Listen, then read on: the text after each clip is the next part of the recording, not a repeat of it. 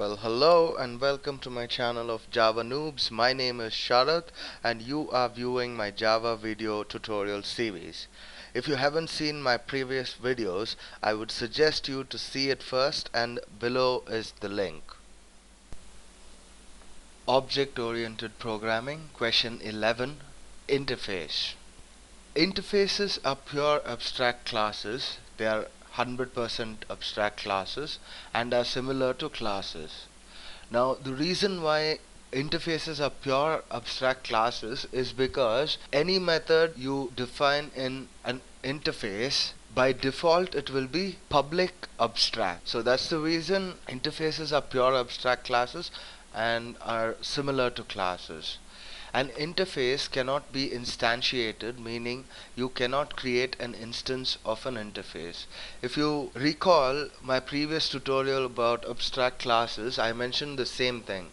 Abstract classes cannot be instantiated, meaning you cannot create an instance of an abstract class.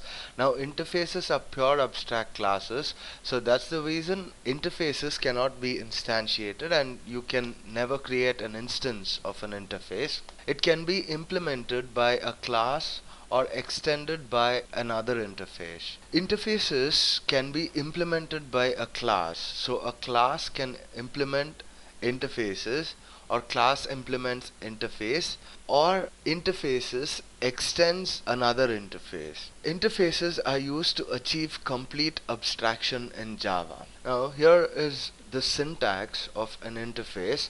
So you're having interface, next to that you're having interface name with a body. So this is the syntax of an interface, and here is an example of methods in an interface.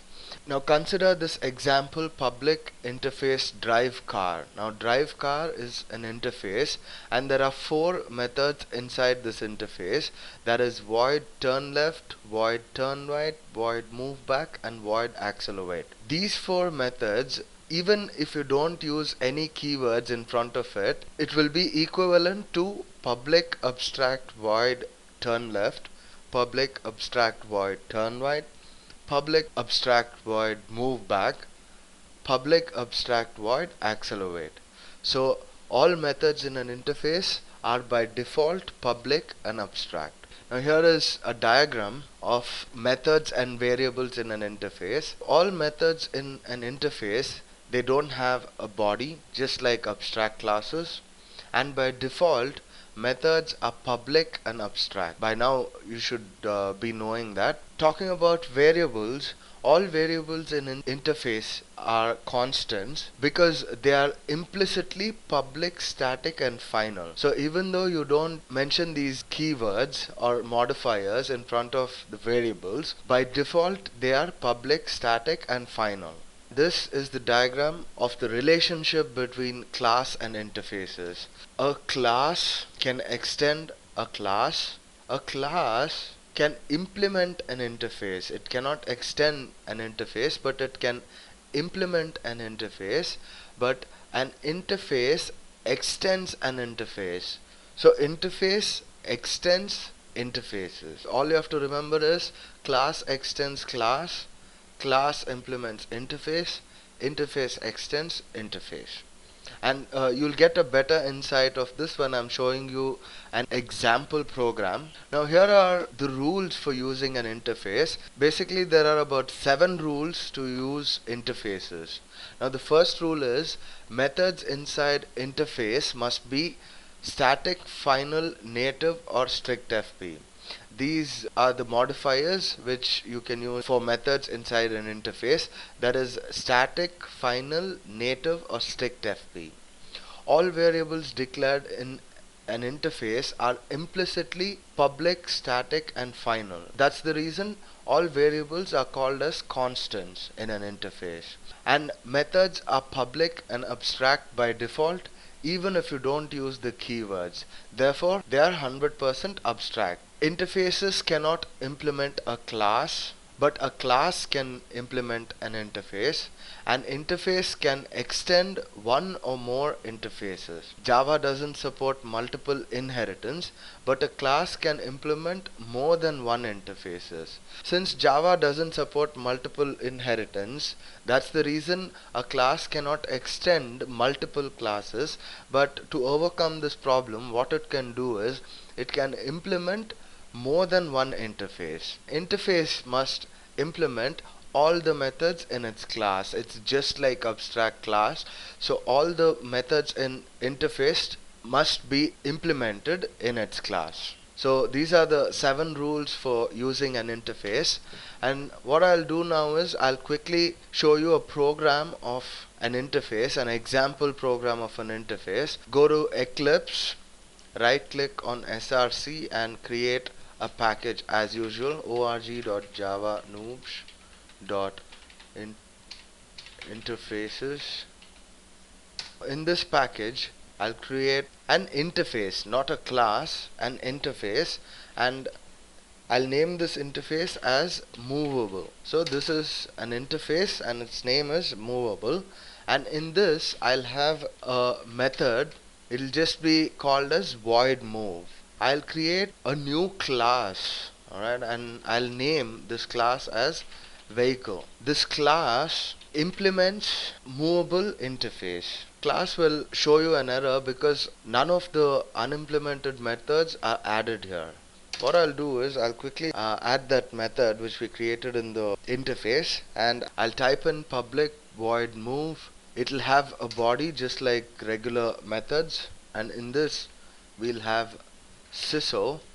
But before that I'll just initialize a local variable. So int average speed is equal to, say, 40. In this I'll type the message average speed is plus average speed, and now we'll have the main method. Now in the main method I'll create an object, so that will be vehicle. VH is equal to new vehicle and vh.move.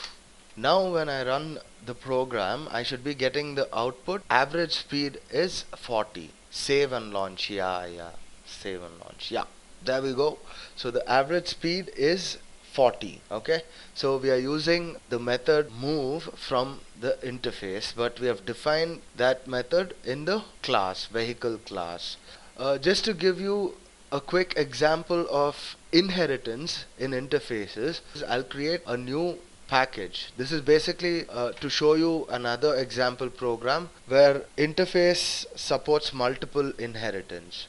So I'll name this package as org.javanoobs.interface inheritance, and in this I'll create an interface and I'll name this interface as movable. In this I'll have a method boolean is movable.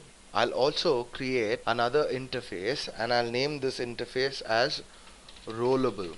I'll create a method boolean is rollable, and I'll just leave a comment here so that it won't be confusing. This is the second interface and this is the first interface. Let's save everything. I'll create a new class and I'll name this class as tire. Okay, tyre, tire. So this is a new class and this class implements multiple interfaces, movable, comma, rollable.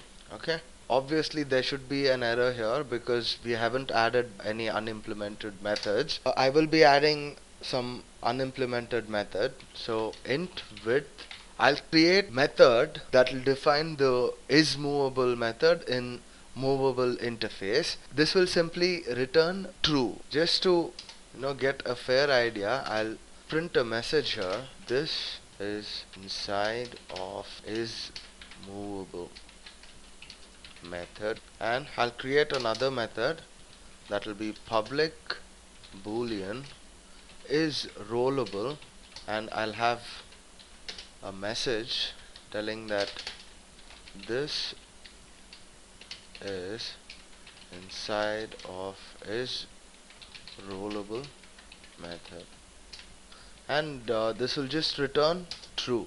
We'll have our main method, and in this main method I'll obviously create an object, so that will be tire. Tr is equal to new tire. I'll have a system.out.println, and inside this I'll print tr dot is movable system. If you're feeling lazy to type the complete line system.out.println, what you can do is you can just type syso and then press control space, and Eclipse magically it prints system.out.println for you. And in this I'll have tr dot is rollable. Yeah, and there we go. So when I run this program, I should be getting this is inside of is movable method and then true, and then this is inside of is rollable method and then true. Okay, so I'll right click here and I'll run as Java applications and look at this. This is inside of is movable method, true. This is inside of is rollable method, true. Now the moral of the story is a class can implement one or more interfaces. Hope that tutorial was useful for you, and thank you very much for watching. And if you like my videos, please don't forget to rate, comment and subscribe.